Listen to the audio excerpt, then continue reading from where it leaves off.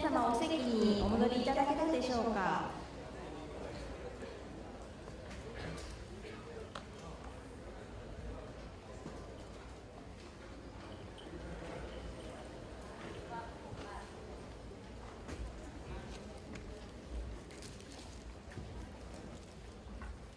それでは、ここからはユネスコ障害学習研究所所長アルネ・カールセさんにマイクを譲りたいと思います。カールセさん、よろしくお願いします。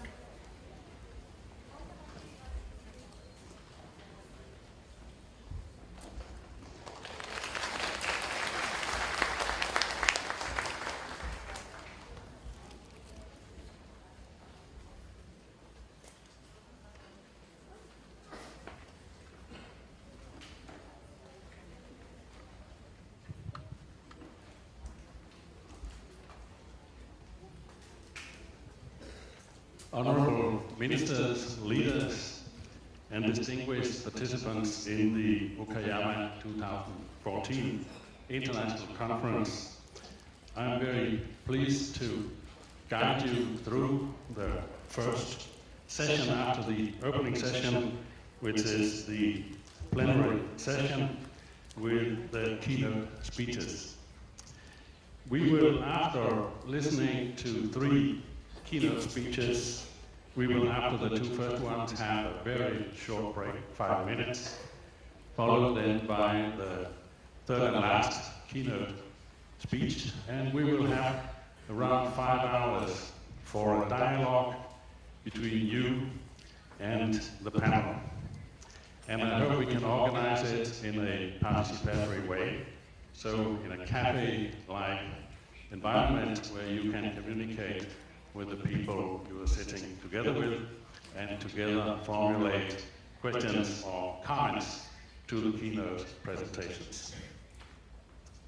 Keynote presentations are meant to set the background for the discussion these 3 days, and I'm very happy and honored that 3 very good keynote presenters have been invited to come to us and present some key messages that can set the scene, can give us the background for our discussions, but also for formulating the Okayama Commitment 2014. There is an urgency today of building learning societies, inclusive, sustainable societies that can deal with and tackle many of the challenges that we are in urgent need to tackle and respond to. The relationship with nature, with human and man-made disasters, with poverty, with a big number of challenges, well, this urgency is very concrete and very real. I mentioned the need to develop learning society. How do we build the learning society which is inclusive and sustainable? One of the key pillars is to develop learning cities, learning towns, villages, and learning local communities. So this learning today, as was introduced to us in the opening ceremony, is both lifelong and life-wide. Building societies, towns, cities, local communities that are based upon lifelong learning, continuing learning. This is one of the ways that we better can face and tackle, respond to in an urgent way the many challenges that we are facing. But the question is a learning society enough? Or the learning city, the learning local community? It is evident that we need also to reinforce the relationship between learning and action.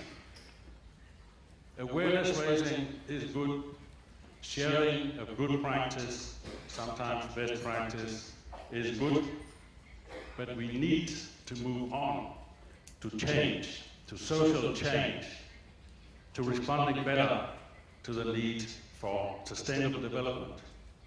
We need to formulate in a better way the role of community-based learning, Kominkan, community learning centers, their role in education for sustainable development. Our three keynote speakers today will try to give us their vision for how we can do this in the future.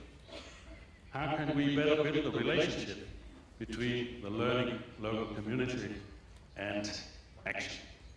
How can we set up the future prospects so that local stakeholders will have a more important role in the development of the future learning, inclusive, sustainable society?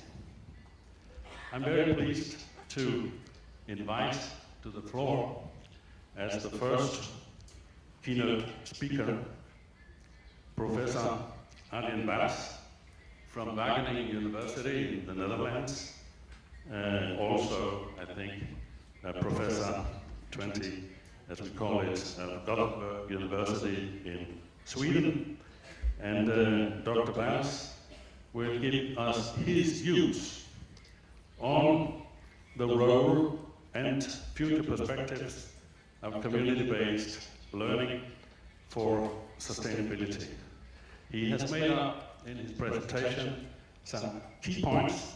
We'll come with both what could constitute the background for our formulation of the Okayama Commitment 2014, but also some key points for action. I welcome you to the floor, Dr. Bas.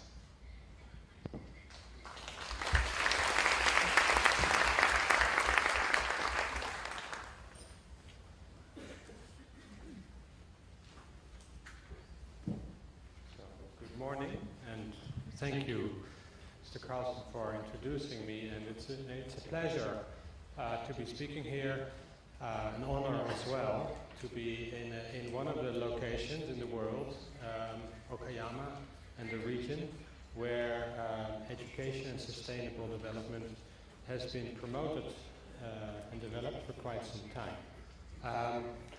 I have limited time, and I will start right away, therefore.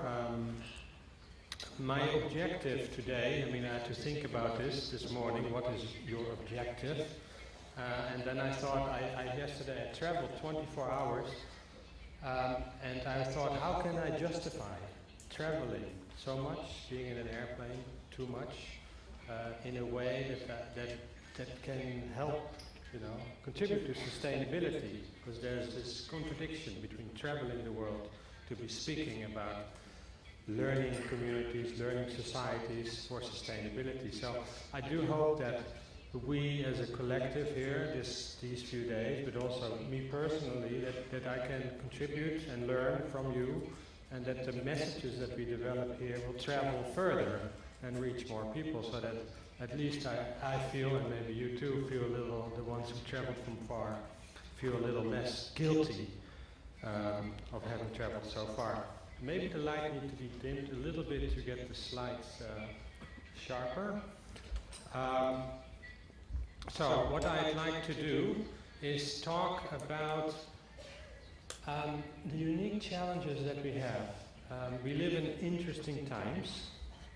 We do, but we also live in very challenging times. And one thing that I think is important, that we don't focus too much on optimizing and efficiency, trying to do the things we do already better, but that we also think about doing better things. And that has to do with transitions, different values. Then I will talk about the changing role of science and the relationship between science and society. And I talk about citizens as scientists, citizen science. Talk about this idea of the learning society, lifelong learning, life-wide learning, but not just to serve the economy, but to serve people and the planet. Because a lot of the lifelong learning that we are promoting is focusing mostly on developing citizens who can be good consumers and good workers. And I think lifelong, and I think most of you will agree, lifelong and life-wide learning is first and foremost about people and planet. Creating vital coalitions of people from different backgrounds working together on sustainability. I'll also introduce the idea of learning ecologies. I won't spend too much time on it now, otherwise we lose too much time. When I speak, I draw from two reports that I worked on as a UNESCO chair in social learning and sustainable development. One from 2009, a review of policies and structures around the world helping sustainability-oriented education and learning develop. And the last one from 2012, which is a review of the kinds of learning and the kinds of processes that are emerging in society under the umbrella of sustainability-oriented education and learning. And this is all leading up, as has been said already, to the end of the decade conference in Nagoya in November, where there will be the final report reflecting on the decade, informing the global action plan for ESD. It is much easier to say what is unsustainable than what it is to be sustainable. And I think a challenge from an education and learning point of view is that we do not know exactly what the most sustainable way of living is. But we do know quite well what is unsustainable. There's lots of evidence of that, whether it's climate change, loss of food security, plastics, microplastics in oceans and waterways, inequity, poverty, no access to clean drinking water. Still 1 billion people do not have that. That is quite clear. But what it means to live sustainably is less clear, in part because it might be something different in Okayama from Kampala, Uganda, or Wageningen in the Netherlands, or Gothenburg. Also, what we might consider sustainable today may turn out to be unsustainable tomorrow. So it changes with time and with place. And this is why it's so important, and it has been said before, to develop and to search, to look for sustainability in a context, in the local reality, how it affects people in places in their everyday lives. It is very interesting to see that we have a lot of interest in sustainability, also from the corporate world and the world of business. At the same time, we can ask the question, do all these attempts to green the economy, to green our schools, to green our products, to green our airplanes? I flew an airline that claims to be one of the most sustainable airlines in the world. Whether it's really leading to a deeper learning where we also talk about values and meaning and the lifestyles that we promote. I think the push to consume in our society is much bigger than the push to sustain. It is not a fair battlefield, if you will. If you look at the picture on the left, it illustrates a little bit what I'm talking about. Green marketing, you could call it. If you look at at green nuclear energy, green packaging, green incinerators, green skyscrapers, green cars, etc. Everything has been green. But if you look at the picture as a whole, nothing has changed. So we need to ask some more fundamental questions about what the kinds of values, what are the kinds of values that we need to develop in our societies to allow us to become more sustainable, to live healthier, more meaningful lives that can develop without compromising the ecological boundaries of our planet Earth.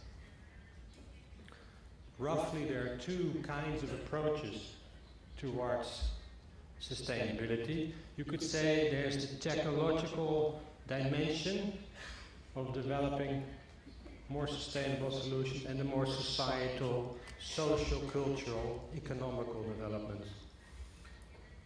You can do this in an incremental way, optimizing our current ways of doing things, or you can do it in a transition way, doing the things we do differently.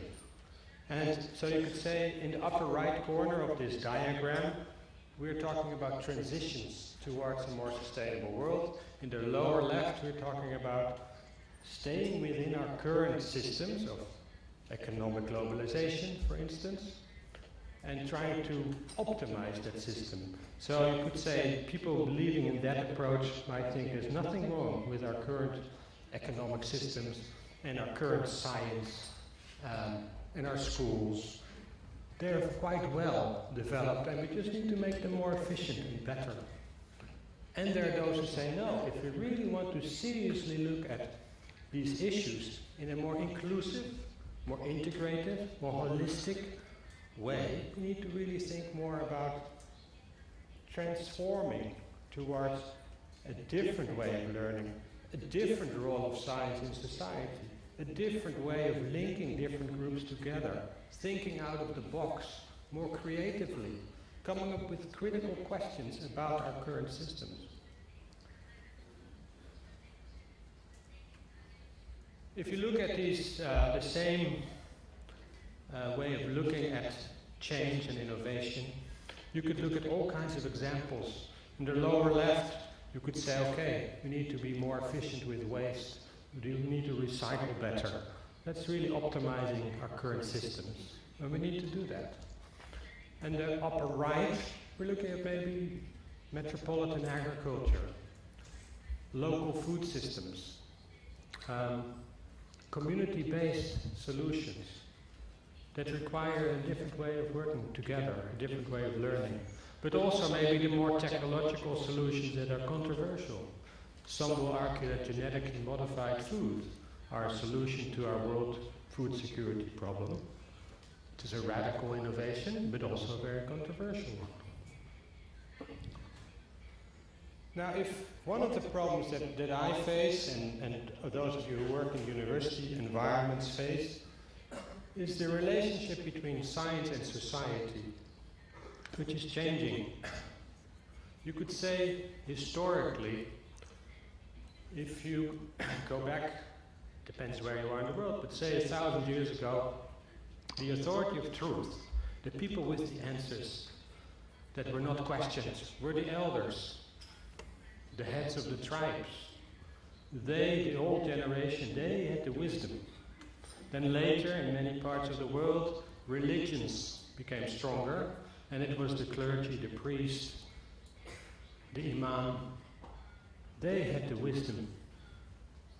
And then later, enlightenment, the revolution in science, professors, teachers, they had the authority of truth. You did not really question your teacher or your professor.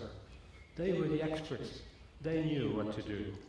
But today, when we look at microplastics in the oceans, or when we look at climate change, there is no authority of truth. Even within science, there are contradictions. People don't always agree. And this leaves a lot of us confused. The public doesn't really know what to do anymore. And all these issues that are listed here, they all raise questions. Are vegetables grown in cities, are they healthy? Maybe they're not so healthy when there's lots of traffic in the city. Then locally grown community gardens might be a wonderful idea and bring social cohesion to the neighborhood and local foods. But if it's contaminated with the residues of poor air quality, it may not be so healthy. So these are difficult questions. Now this is further complicated in a way by the digital age. Everybody in the world, or many people in the world, have cell phones today and access to the internet. Even in the poorest parts of the world, people will have access to the digital world using cell phone technology. And you can find quick answers on Google and Wikipedia. Maybe that's the new authority of truth. Google or Wikipedia. Quick answers, but without really deep understanding. Quick connections, but not always meaningful connections. In some ways the ICT is a blessing, but in some ways it's also maybe disconnecting people from the physical places where they live. People spend more time watching a screen today in many parts of the world than engaging face to face or experiencing the outdoor. So we live in unusual times. And the sustainability challenges of today, they're highly complex. There's a lot of uncertainty about what needs to be done, although we have certainty that we need to do something. The issues are contested and controversial, which cannot be an excuse for not engaging with them. The hyperconnectivity in the digital age brings opportunities, but also threats. And what is clear, perhaps indeed, and it has been said already, that there is a need for continuous learning. We need to, in the light of a rapidly changing world, we cannot find definitive answers. We always need to be looking for them. This is a different mindset from before, where we always counted on some truth. Today we need to be constructing this truth together in our local schools and communities. Real quickly, you can look at problems differently. Some problems are quite simple, and we do know the answers. We do know that dumping toxins in the river is bad for the river, and we do know what we can do about it. Some are complex problems, they resist solving, but the problem and the solution are not so clear, but with time we become clearer about them. So they're complex. But some problems are what we call wicked. They resist defining. You cannot really define sustainability. Yes, there is the Brundtland definition. But there are lots of things in that definition, if you untangle it a little bit, that are still a little bit difficult. You could say that the Brundtland definition, for instance, doesn't really talk about other species. It talks a lot about the human species. It's anthropocentric in a way. It becomes more complex if you also enter the non-human or the more than human world. So these are ambiguous problems, chaotic, many stakeholders, lots of conflicting perspectives, different values. How do we deal with those types of problems?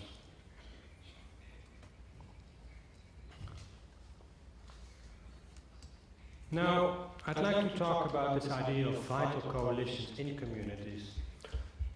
If you look at in most cities and communities around the world, there will be some kind of governance system and government system having all kinds of policy themes.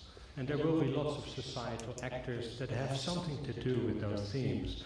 On the left side, you see a few of these policy themes: climate, mobility, animal well-being, a big theme in the Netherlands right now, obesity, people, 1 billion people in the world overweight, 1 billion in the world underweight, energy, biodiversity. Just as some random themes that we all recognize.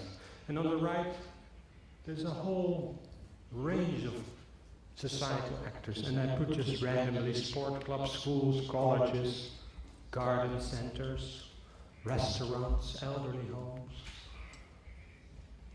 And we have all kinds of tools to develop innovation. These tools are Dutch tools, you won't recognize them, but you will have that too in the city of Okayama. The government has all kinds of incentives, usually some grants, some money, to stimulate sustainability in the community. and there are different ways of obtaining that money. And there are all kinds of societal trends that we have to be aware of, that we can take advantage of. The digital age can be an opportunity. School as a part of society is a big thing in Holland. How can schools and universities connect better with the community? Citizen science, multiculturalism, and everywhere in the world where you go, you will find different trends that are relevant. Now, if you want to create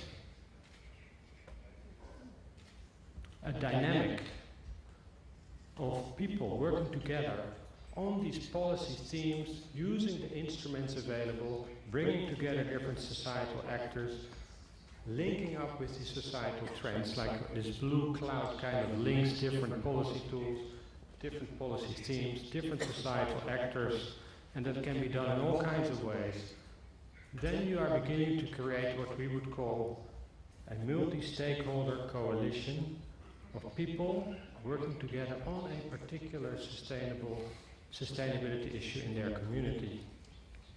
And there are many examples around the world, and it's happening in Japan as well. The example I'll talk about in the Netherlands in a minute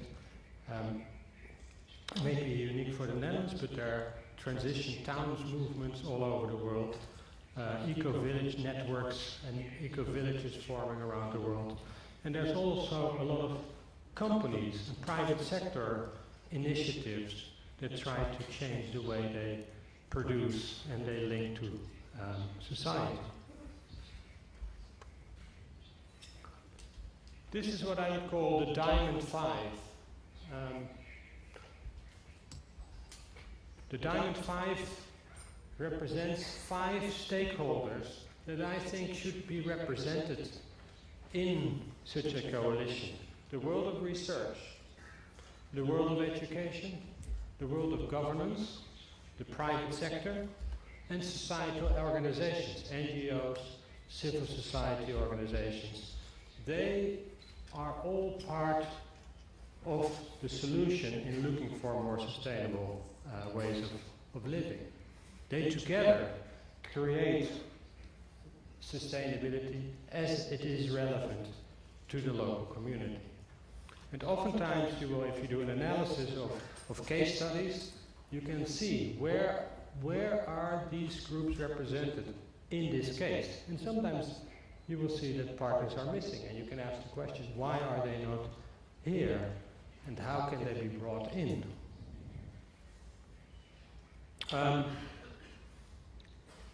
Real quick, one example from the Netherlands. Culemborg is a small town in the heart of the Netherlands, near the city of Utrecht. For those who know the Netherlands, very small country in Europe, in the northwest of Europe somewhere. And it is quite difficult to expand cities in Holland because we have very limited space. And whenever you expand, you have to worry about a number of factors. One of them being that most of the country is below sea level. So whenever you start digging into the ground and developing, you risk affecting groundwater and drinking water quality. Water management issues are quite important. So the only way to expand in the Netherlands right now is under very strict conditions. And one of these conditions today is that if you are going to expand, it has to be done in a sustainable way. Now what that means, sustainability in this particular context, is also not always so clear. In this particular case, the community of Culemborg got some funding from the Dutch government to develop a small area, about, well, maybe 6 square kilometers, under one condition, and that is that the Diamond Five had to be represented in designing this neighborhood. And they themselves had to identify what sustainability meant for them, using expertise from around many universities nearby, but also the ideas of the people living in the community. and the young people living in the community. Children could draw their own images of what they saw as a sustainable neighborhood. And they had exhibits, they had workshops, and in the end they designed this neighborhood where they had to pay attention to mobility, to energy, to water, to biodiversity, to social cohesion. And in this design, they had a lot of attention for the way they learned together.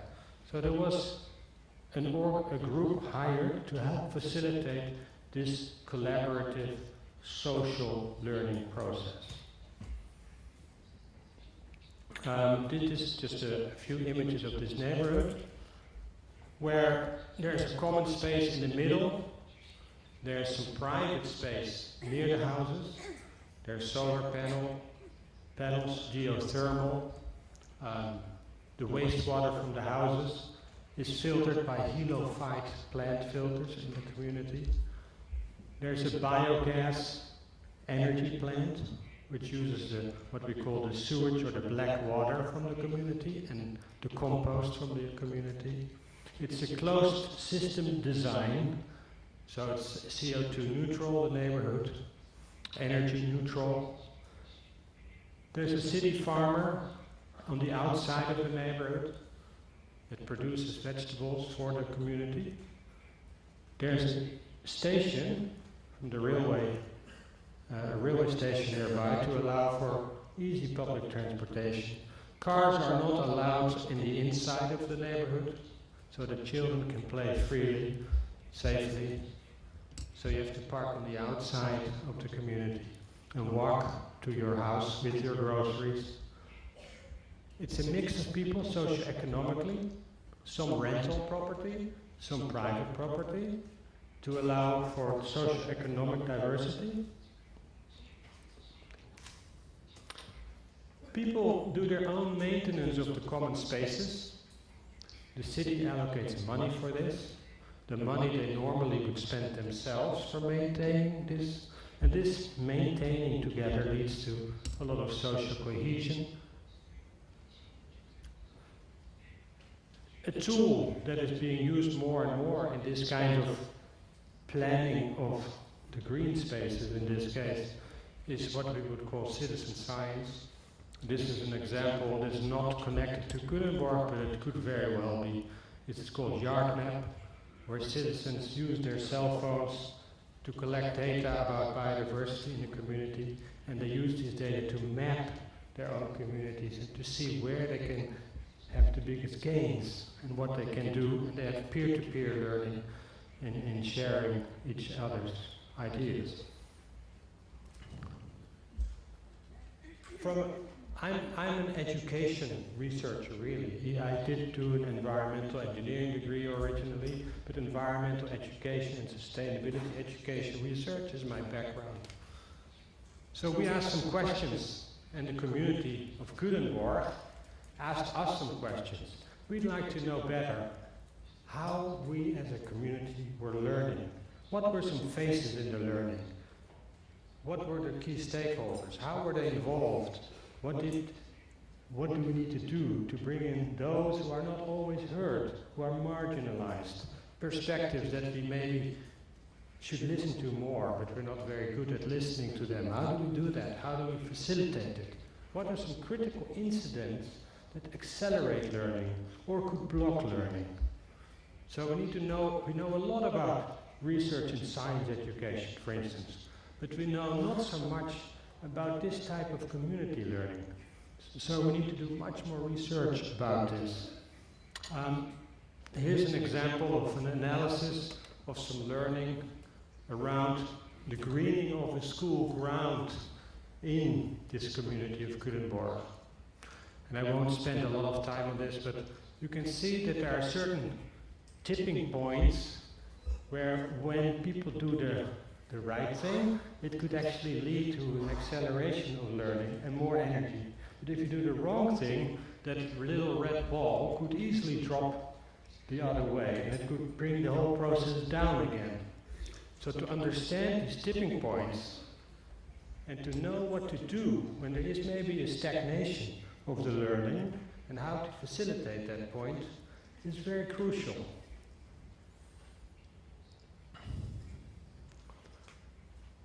I think it's very important to recognize that we are, in our current education and learning, we have become excellent in thinking inside the box.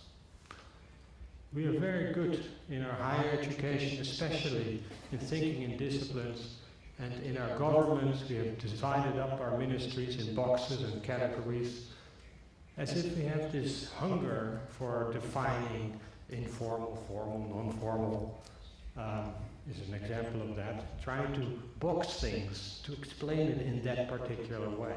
But that reductionist way of thinking is making it more difficult for us to see things holistically in an interconnected way. And sustainability challenges demand that we start thinking in a more interdisciplinary, even transdisciplinary, or even transboundary way. So how can we develop the type of learning that is required to think more systemically about these kinds of issues? And community-based learning is particularly suited for breaking out of these boxes and thinking more holistically about these issues. So this requires that we utilize diversity in our societies much better. People who think alike learn less from each other than people who do not think alike. So we need to have heterogeneity to be creative. And that requires social cohesion. Because if people do not like each other and they are different, they won't learn much from each other. It's a very simple rule, really.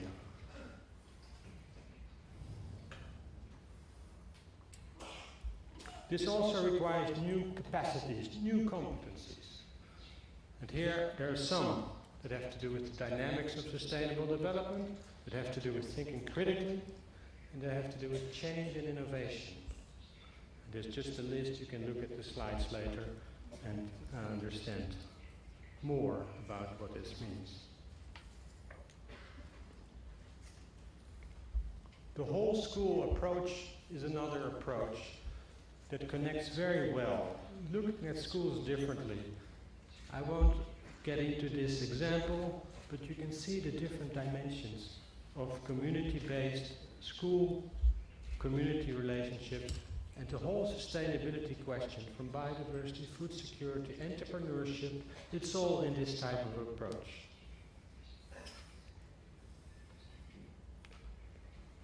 Thinking outside of the box, thinking more integratively, in connections, looking at learning as not, it's been said, the four pillars, learning to know, learning to do, learning to be.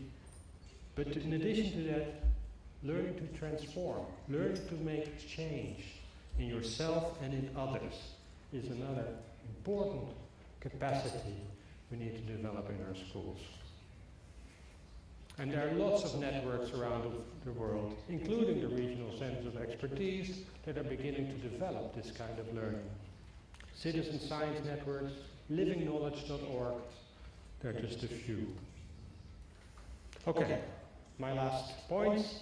Sustainability requires space in our communities, but also in our schools, for system thinking, integrative design, place and identity, and different ways of knowing. Not just scientific ways of knowing, but also local ways of knowing, indigenous ways of knowing. We need new capacities, new competencies for facilitating this type of learning. The boundaries between institutional, community-based, workplace learning, they need to become blurry, they need to slowly disappear. Hybrid learning in vital coalitions. It also requires critical thinking, asking difficult questions, sometimes being a little bit disruptive in order to break out of these stubborn, unsustainable routines that capture us. And if we can do that, then sustainability can be a catalyst for innovation and change in our society. I will end with a little promotion. I'm working in Gothenburg part of my time, and we are organizing next year the World Environmental Education Congress there. A lot of the things that I'm talking about here will be addressed there as well, and community-based learning is one of the key themes in the conference. Thank you very much for your attention.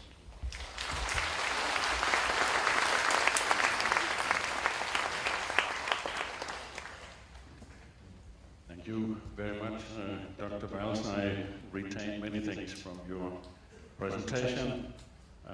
One, that lifelong learning is about citizens. And two, that we need an inclusive, holistic, transforming approach to social, economical, and environmental development. And third, I retain your fifth pillar, the fifth pillar you've added to the 4 pillars of learning from the UNESCO World Report on Educational Learning from 1996.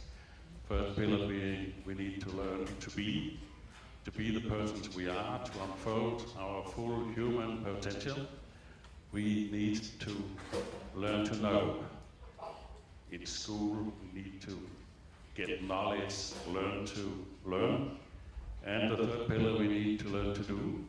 We need to be able to transform this knowledge we have learned in education and learning and training, transform it into employability, into being able to work and to do actions. And the fourth pillar, we need to learn to live together. You added a fifth pillar to these 4 ones. The fifth pillar being we need to learn to transform. Thank you very much. Now, the Kominkan, the community learning centers and other stakeholders in community-based learning have, over the past 10 years, had a role in education for sustainable development. Can we increase their role in the future? Let us listen to an experience from Indonesia about what Indonesia has been doing and get some inspiration for how we maybe can increase the important role of Kominkan-CLCs, other stakeholders in the future. And maybe we can, in this presentation, even strengthen our learning about this case study through a very visualized presentation. Dr. Yelal, I'm very happy, pleased to warmly welcome you to take the floor for your presentation. And Dr. Yelal is the chairperson of the National Population and Family Planning Board in Indonesia. Please, the floor is yours. Thank you.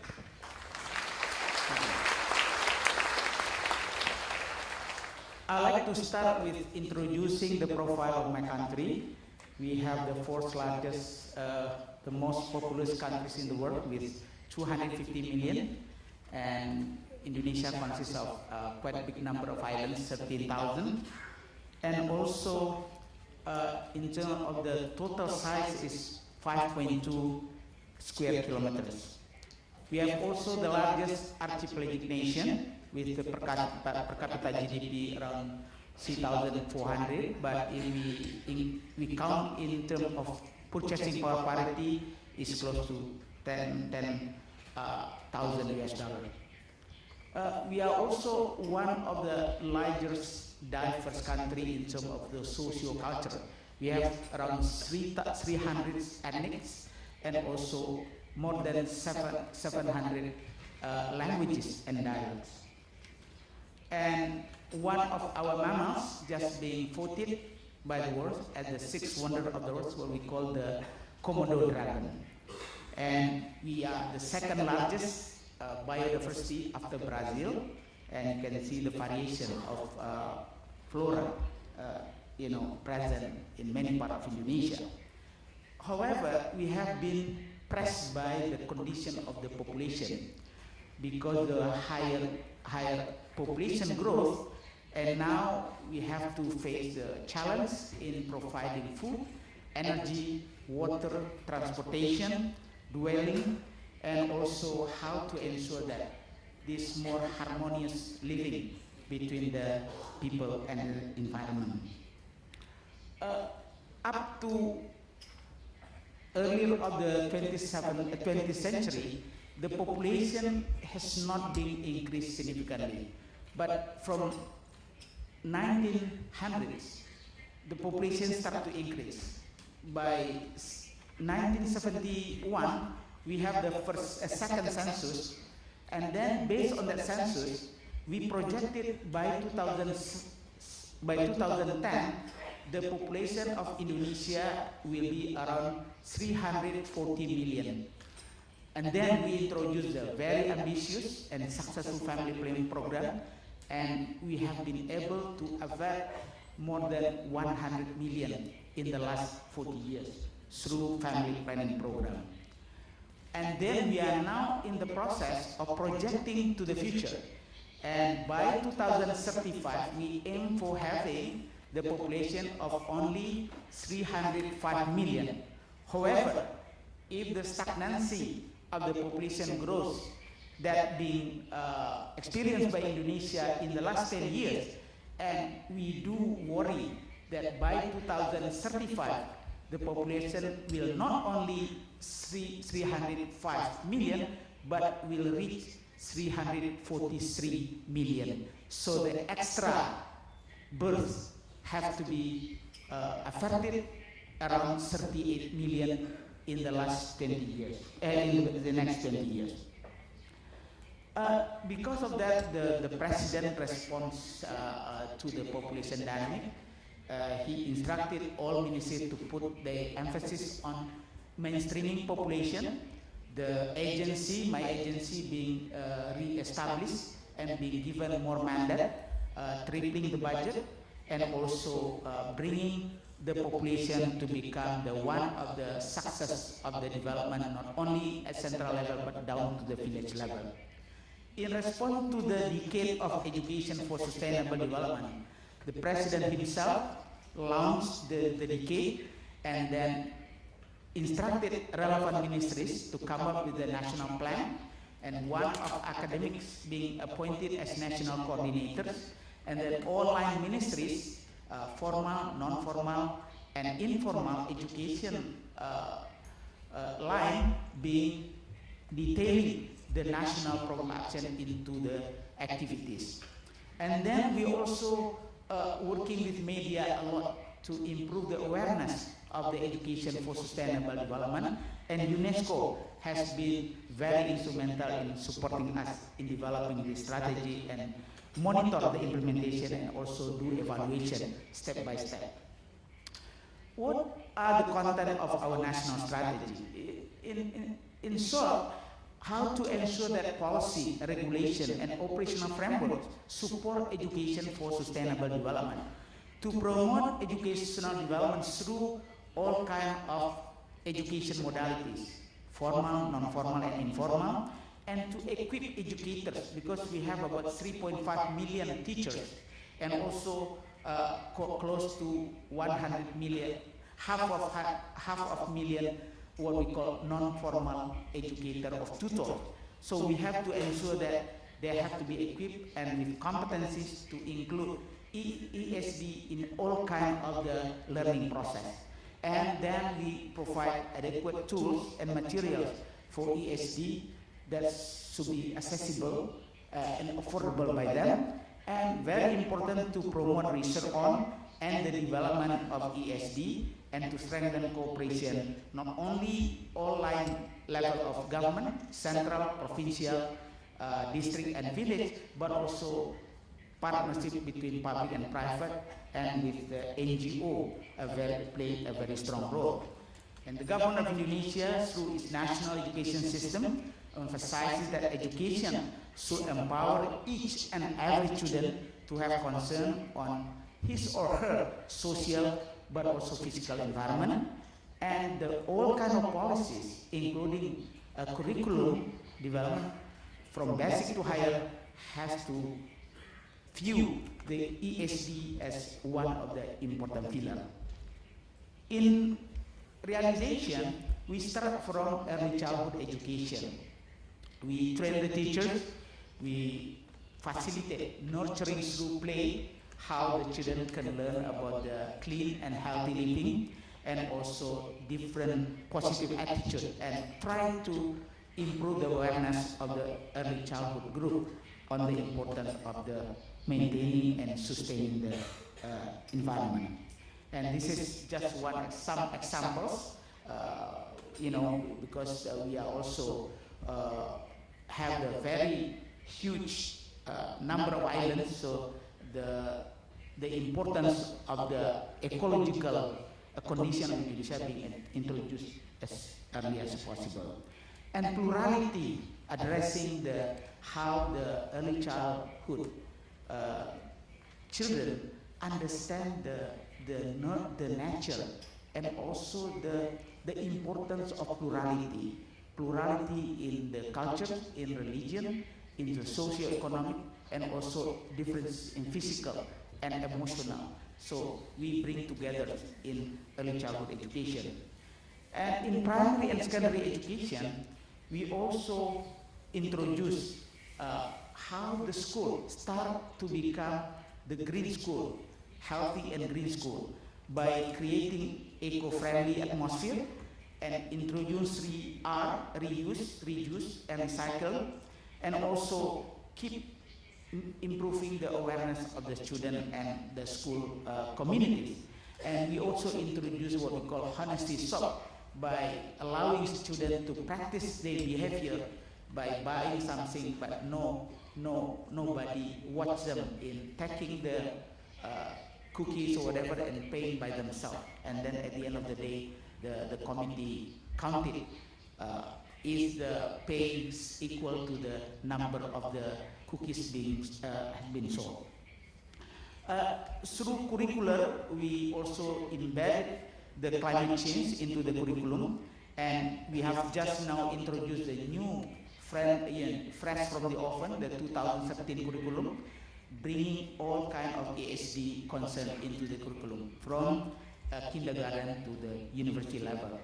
And we realize that the headmaster has a very critical role, so then we have some competition, giving them program to design the school-based ESG concept according to uniqueness. A school in island is different from the school in the mountain areas.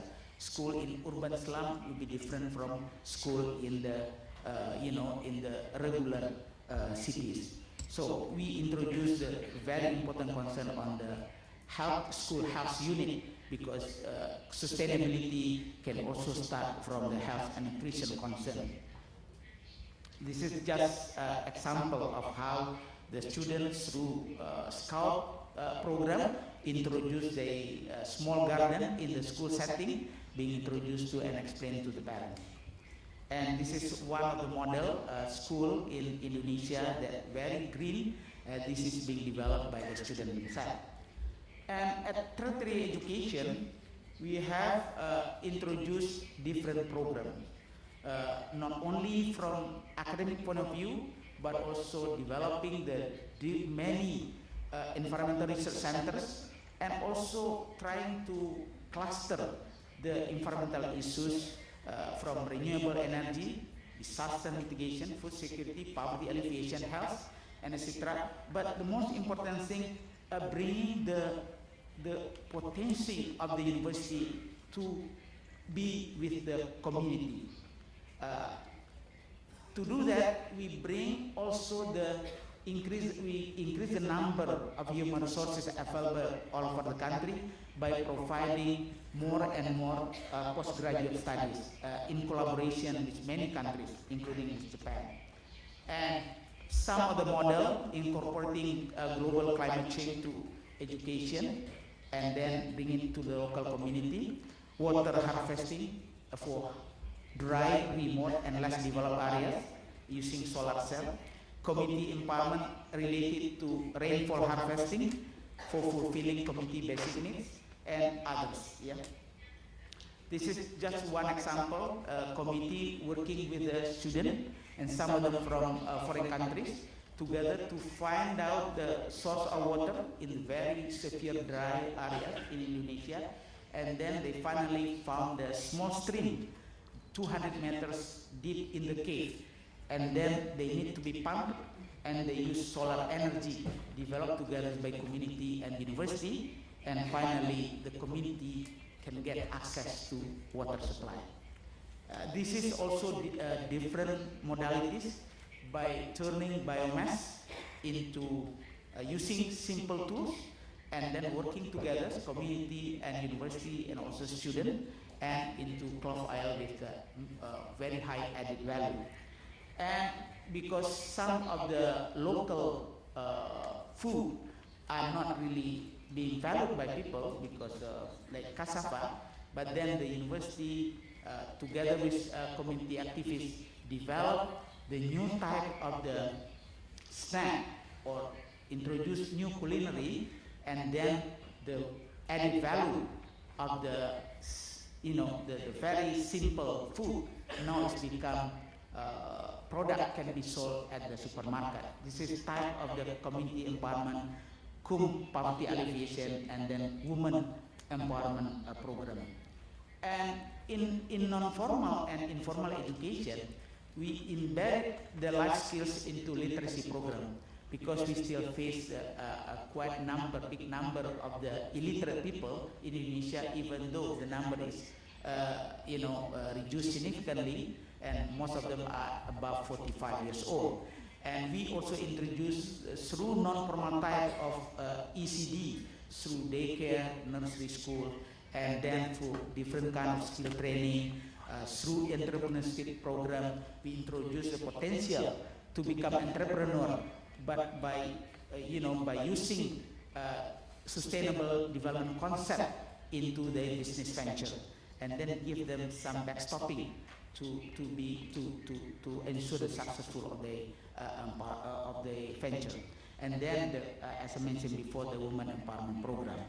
CLCs in Indonesia is part of the big non-formal education institution, but among CLCs themselves, we have the government-sponsored CLCs, we have the community-owned and sponsored CLCs, and we have CLCs that are devoted to very narrow, for example, only skill training, but they collect data and analyze data, socialize learning needs, and challenge and also solve the problems, and plan and coordinate programs in the community, fulfill the community learning needs. Some programs implemented as CLCs, early childhood education, illiteracy education, and different kind of equivalency, from equivalent to primary school, junior high school, senior high school, and then also the importance of the life skills, and also vocational training and entrepreneurship, art and culture, and community reading center to improve the reading habits of the community. The number right now is close to 10,000, and we have about 7,000 community reading centers that also expand the program not only on reading habit, but also we have 22,000 different kind of vocational training in the community as frontliners, but also if they want to be certified, and the certification can be ensured in more than 800 centers, and that 800 centers being controlled through certification and accreditation by 30 institutions according to the line of vocational. And this is some example because the CLC is in the sub-village. This is one model of CLC, and they have different kind of activities, 3 R's, and also keep introducing economic potential for reuse, reduce, and recycle activities in the community. And they are really, because of water is also part of the problem, especially in cities. So water conservation and recycle the water by community for the greening of the kampung or sub-village is also one of the problem. And this is domestic waste it can turn out into a product that can be sold to in the rural market and home industry as part of poverty alleviation program, and also land optimization at the rooftop, at the what we call the horizontal gardening, and you name it, you know, because the land is very scarce. Yeah. But also we teach the community to use whatever water available, even in very dirty, river in the community, but then through the process, working with NGOs and also working with university, they can be empowered and then make better use of this available water. We also realize that energy saving is not the small business. We introduce the concept at the household, at the public facilities, but also at the government offices. And this is just one model of keep introducing the importance of biodiversity to the youth, and climate change education is one of the most important activities in our community, and green economy is also one of the topic, and you can see the newspaper recycle and also the household waste. They can become souvenir, become a nice product, very attractive, and that's also give added value to the community. In addition to the simple thing, we also try to introduce to more modern, even though modern from village point of view, type of the income generation activities. And because we have 13,000 islands, one community group trying to introduce the concept of ESD to remote islands all over Indonesia, what we call Sahabat Pulau, care for the people in the island. And this concept has been introduced in many parts of Indonesia, and you can see the very simple life in the remote areas, but they are very enthusiastic about the education for sustainable development, because they realize not only about the population concern, not only about the poverty alleviation, not only about women empowerment, but also lifelong learning and also environmental concern, but the most important thing, maintaining the local culture and also local wisdom.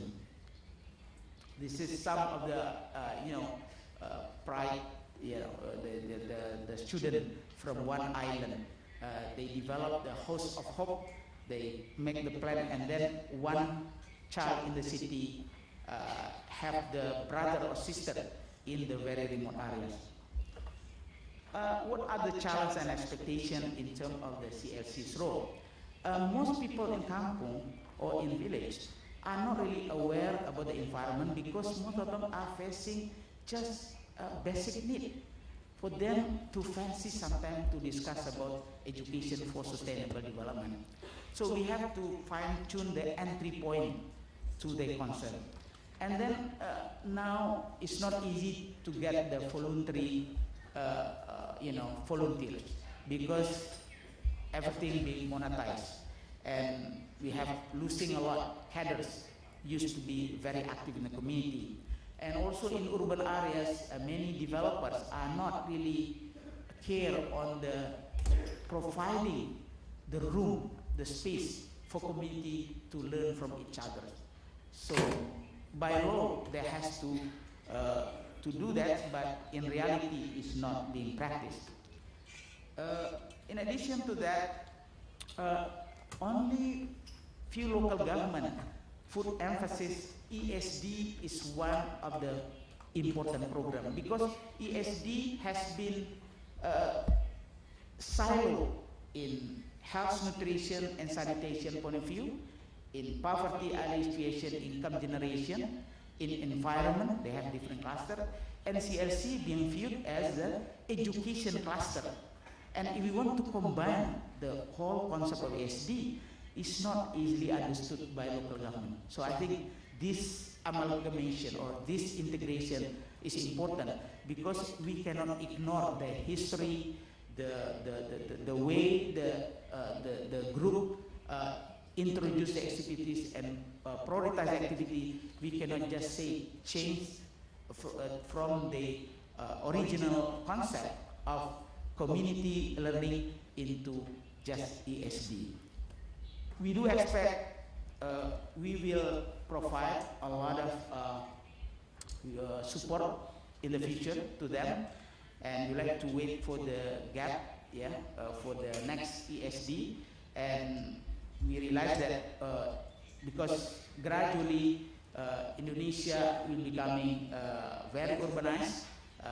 By 2050, the 75% of the Indonesian population will be in urban, living in urban. So then environmental setting is very, very important. And how can we also invite and also give incentive and even back the local government to improve the coordination, funding, and legal basis for education for sustainable development. And I think all communities now starting to see ESD is not the new thing. ESD is happening in their own community, but integration is one of the problems. My last point on disaster risk reduction. Indonesia, situated in the ring of fires.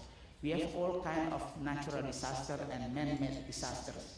It's very painful. We have lost more than 200,000 people in Aceh tsunami, in many earthquakes.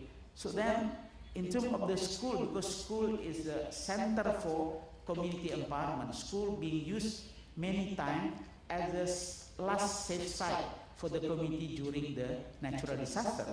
So we realized 25% of the more than 250,000 schools situated in the risk-prone areas. So the question is, how can we now empower school from construction point of view, management of the school, involvement of the community through school committee, and then also how the students and teachers are really aware about risk reduction and early response as well as mitigation of the different kind of natural disaster. So we realized that most of our schools are being built before 1980s.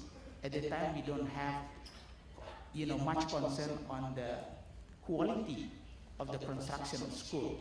So school can be the most high-risk building. Can you imagine if people go to school as a last resort, but then the school is not safe for them? And also because different ministries involved, and right now more than 50 agencies.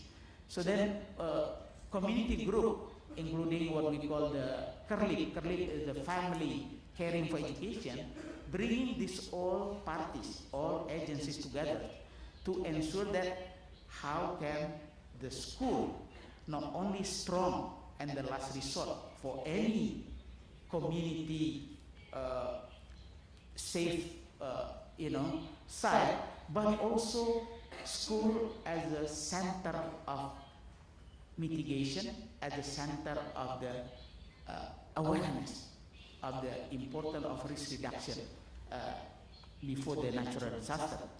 And right now we have developed 1,800 schools, fulfilling this criteria. But 1,800 is only a small part of more than 250,000 schools all over Indonesia. So we map already the district and municipalities that really prone to the disaster, and then we tabulate how many schools there, what is the level and what is the condition, and then we do different kind of activities with schooling, with school, and also with the community. This is a model of in one of the school, and this is to become a regular exercise by the school children, and this is just to show you how serious they are in preparing themselves before any natural disaster. Not only at the kindergarten, but also at primary up to the university level. Ways forward, we would like to institutionalizing and strengthening interagency, because we have a national agency for disaster management, but need to be very closely related to Ministry of Education and Culture, Ministry of Home Affairs and Public Work. And then we developed the national strategy on safe school, but also safe hospital, because hospital face the same thing, but not for the school themselves, but bringing community, and then disseminate regulation, guideline, and build capacity of local government, and then develop a very huge database to management information system, and explore collaboration with other actors, including private sector, charity group, and CLCs, different kind of CLCs. This is just one example to you. This part of the 50 organization coming together, but the secretariat is coming from the community learning center. It's not from the government, it's not from the donor agency. So in short, in Indonesia, ESD is a very serious business, from president down to the community group. We bring together the school, formal system, non-formal and informal, and for all layers, and from curriculum, co-curricular, extracurricular.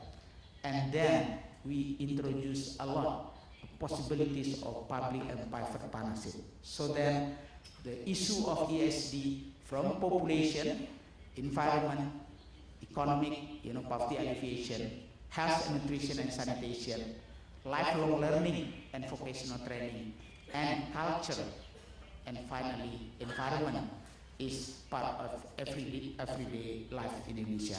Thank you for your attention.